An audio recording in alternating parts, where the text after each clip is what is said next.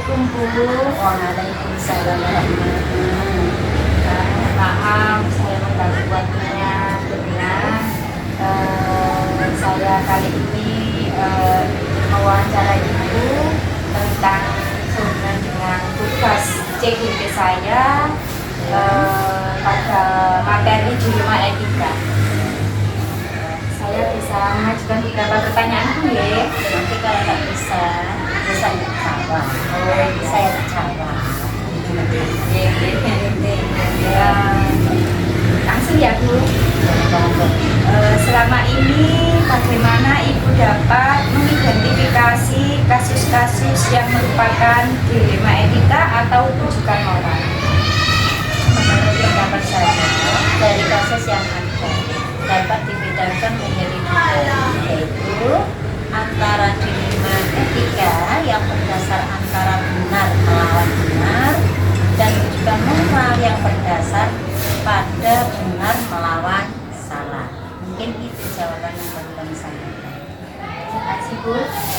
Selanjutnya, selama ini bagaimana Ibu menjalankan pengambilan keputusan di sekolah Ibu, terutama untuk kasus-kasus di mana ada dua kepentingan yang sama-sama benar atau sama-sama mengandung nilai kebajikan?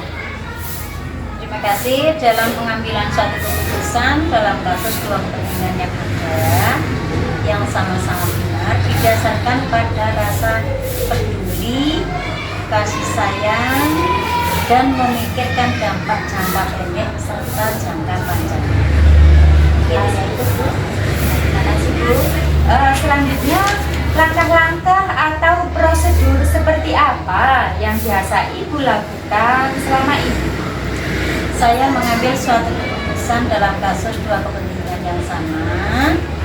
Itu langkah-langkahnya didasarkan pada rasa peduli, kasih sayang, dan memikirkan dampak jangka pendek dan panjangnya. Kemudian, hal-hal apa saja yang selama ini Ibu anggap efektif dalam pengambilan keputusan pada kasus-kasus dilema etika? Mengenai keputusan pada kasus dilema etika itu, pertama mengenali bahwa ada nilai-nilai yang saling bertentangan dalam situasi, menentukan siapa yang terlibat di dalam situasi tersebut, sehingga kita mengumpulkan suatu fakta yang sesuai dengan situasi pada hari itu. Pengujian benar atau salah itu tergantung dari pengujian paradigma benar melawan benar. Terima kasih Bu. Selanjutnya, hal-hal apa saja yang selama ini merupakan tantangan dalam pengambilan keputusan pada kasus-kasus dilema etika? Yang pertama adalah kita harus mempertimbangkan segala dampak yang ada, kemudian berpikir dengan matang dan jangan menuruti emosi. Jangan terpengaruh oleh arahan orang lain.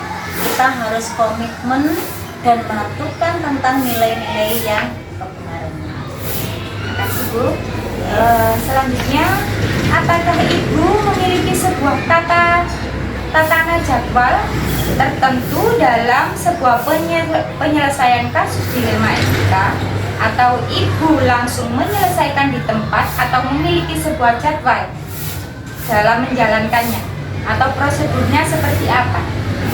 Yang pertama Bu, pada kasus dilema etika itu yang bersifat ringan biasanya langsung kita selesaikan pada saat juga. Akan tetapi kalau masalahnya itu lebih besar, diperlukan juga jadwal tertentu untuk menyelesaikan, disesuaikan dengan prosedur, dan kita pertimbangkan dengan Bapak Ibu yang lain. Mungkin juga kita mengundang dari wali murid yang bersangkutan. Berarti tidak sama ya Bu, antara yang ringan dengan yang berat itu penanganannya berbeda ya? Terima kasih Bu. Kemudian, adakah seseorang atau faktor yang selama ini mempermudah atau membantu Ibu dalam pengambilan keputusan dalam kasus-kasus dilema etika?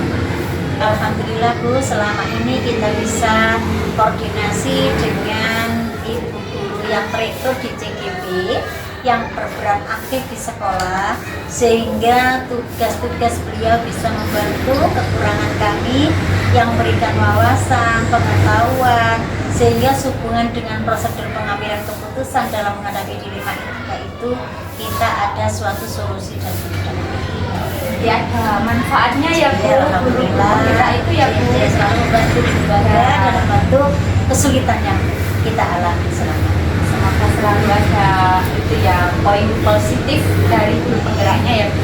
Ini yang terakhir, kalau kelihatannya kan Bu ya, dari semua hal yang telah disampaikan, pembelajaran apa yang dapat Ibu petik dari pengalaman Ibu mengambil keputusan dilema etika?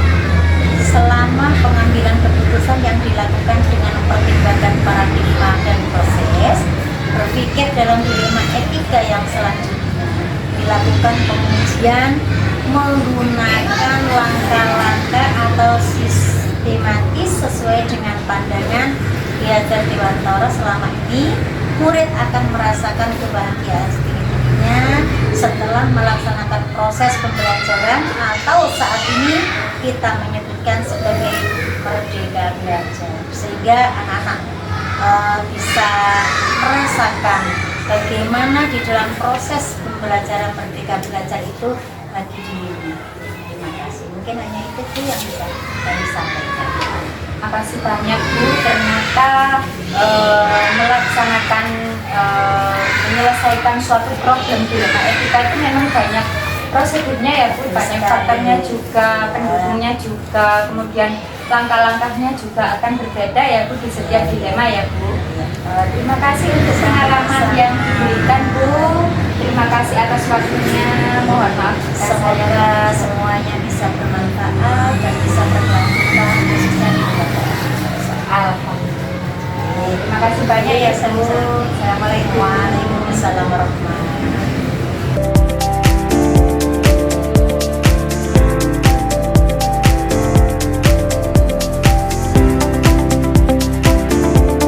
Assalamualaikum warahmatullahi wabarakatuh. Waalaikumsalam warahmatullahi wabarakatuh. Selamat siang Bu. Bagaimana kabarnya? Alhamdulillah sehat. Mohon maaf Bu ya, saya mau sedikit mengganggu waktu Ibu di siang ini karena untuk melengkapi tugas CPT saya pada modul dilema etika. Siap, kami tunggu Bu. Boleh saya mengajukan beberapa pertanyaan Bu sebagai saya sebagai referensi atau info atau ilmu yang saya inginkan dapatkan dari jenengan. Monggo, saya mulai dari yang pertama ya Bu. Selama ini bagaimana Ibu dapat mengidentifikasi kasus-kasus yang merupakan dilema etika atau rujukan moral? Dari dua kasus tadi yang Ibu jelaskan itu tadi, ada dua kasus itu. Yang pertama, dari berbagai macam kasus yang ada dapat dikategorikan menjadi dua. Yang pertama, dilema etika. Dilema etika itu benar, salah, benar. Yang kedua yaitu rujukan moral. Rujukan moral itu benar lawan salah. Berarti ada dua kategori. Yang satu benar lawan benar, yang disebut dengan etika. Yang kedua rujukan moral, benar lawan. Itu perbedaannya ya Bu ya, Iya. antara dilema etika dan rujukan moral. Saya lanjutkan ya Bu pertanyaannya kedua. Selama ini bagaimana Ibu menjalankan pengambilan keputusan di sekolah Ibu, terutama untuk kasus-kasus di mana ada dua kepentingan yang sama-sama benar atau sama-sama mengandung nilai kebajikan atau kebaikan? Oh iya Bu, untuk saya biasanya seperti ini. rasa peduli, rasa kasih sayang, dan memikirkan dampak. Ya. Dampaknya bisa jangka panjang dan jangka pendek. Berarti dalam pengambilan keputusan itu harus dua-duanya ya Bu? Saya pikir hanya memikirkan jangka panjang saja. Oh enggak Bu, Oh, enggak. kita harus memikirkan dua. Oh, dua-duanya. Iya, kedua-duanya, yang satu jangka panjang, yang pertama, yang satu jangka pendek. Oh ya, ya Bu. Terima kasih Bu atas jawabannya. Kemudian selanjutnya langkah-langkah atau prosedur apa yang biasa Ibu lakukan selama ini? Langkah-langkah tersebut adalah yang satu, saya harus mengidentifikasikan masalah. Yang kedua, kita mengumpulkan informasi. Untuk mengidentifikasikan masalah itu, kita harus tahu masalahnya. Siapa yang terlibat dalam masalah tersebut.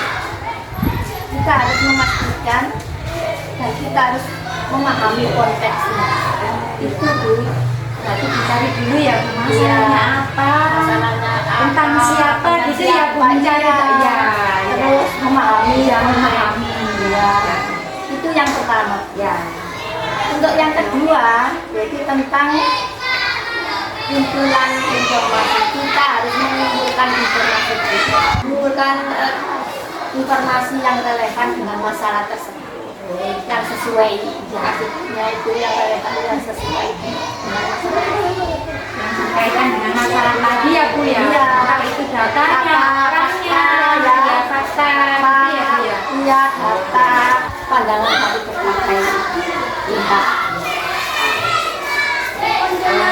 Selanjutnya yang saya ingin tanyakan, hal-hal apa saja yang selama ini Ibu anggap efektif dalam pengambilan keputusan pada kasus-kasus dilema etika? Iya Bu ya. Hal-hal yang saya anggap efektif dalam mengambil keputusan. Yang pertama Bu, kita harus mengumpulkan informasi yang relevan. Yang kedua, kita harus menganalisis masalah. Yang ketiga, kita harus memahami konteks masalah biasanya. Yang keempat, menentukan benar apa salah dalam setiap masalah tersebut. Seperti itu ya Bu, Iya. ada langkah-langkahnya dan prosedurnya berarti ya Bu ya, Iya ada. dalam mengambil keputusan ya. Terima kasih untuk jawabannya Bu. Selanjutnya yang ingin saya sampaikan, yang ingin saya tanyakan adalah hal-hal apa saja yang selama ini merupakan tantangan dalam pengambilan keputusan pada kasus-kasus dilema etika. Ini Bu, hal-hal yang merupakan tantangan, Tantangannya apa dalam penyelesaian itu? kita harus berpikir dengan jernih, dengan matang. Iya. Yang kedua, kita tidak boleh menuruti emosi. Itu penting Bu, kita tidak boleh menuruti emosi. Kadang-kala itu ada masalah, kita harus emosi, itu yang tidak boleh. Ya. Jadi harus bisa meredam emosi ya Bu Iya, ya. kita harus sabar, dan Sabar. Ya. Dari dirinya sendiri ya Bu. Siapa itu? Dari diri kita sendiri. Pertanyaan selanjutnya yang saya ingin tanyakan adalah apakah Ibu memiliki sebuah tata cara atau jadwal tertentu dalam sebuah penyelesaian kasus dilema etika? Apakah Ibu langsung menyelesaikan di tempat atau memiliki sebuah jadwal untuk menyelesaikannya? Bentuk atau prosedur seperti apa yang Ibu jalankan biasanya? Kita harus tahu dulu bukan permasalahannya. Apakah itu bersifat ringan, apa itu bersifat berat. Ada dua berarti Ya, kalau memang itu bersifat ringan, kita langsung menyelesaikannya. Oh, selesaikan hari itu juga Bu, Ya, bisa. itu langsung kita bisa menyelesaikannya karena ringan. Ringan. Ya. Sedangkan Bu, kalau misalkan ada masalah yang berat, kita harus menjadwalkan dulu. Iya, kita harus menjadwalkan dulu. Ya. Karena mungkin kalau kasus berat itu membutuhkan itu tadi ya Bu, data-data itu tadi ya Bu. Iya, Masih permasalahan data apa iya. saja. Mengumpulkan data tadi ya Bu, Iya. masih identifikasinya. Yang emak tadi. Ya. Oh iya, jadinya seperti itu ya Bu. Kalau ringan berarti langsung diselesaikan hari itu. Kalau berat dijadwalkan. Oh iya. Terima kasih Bu atas jawabannya. Yang ingin saya tanyakan selanjutnya adalah, adakah seseorang atau faktor-faktor apa yang selama ini mempermudah atau membantu Ibu dalam pengambilan keputusan dalam kasus-kasus dilema etika? Dalam kasus-kasus dilema etika Bu, kami selalu mengambil keputusan dari beberapa pihak, dari guru, terutama juga dari CGP, dari wali murid, dari komite, juga dari anak. Oh, dari semua Tidak pihak dari ya, Bu? saya saja, tetapi dari berbagai macam pihak. Yaitu tadi yang saya sebutkan.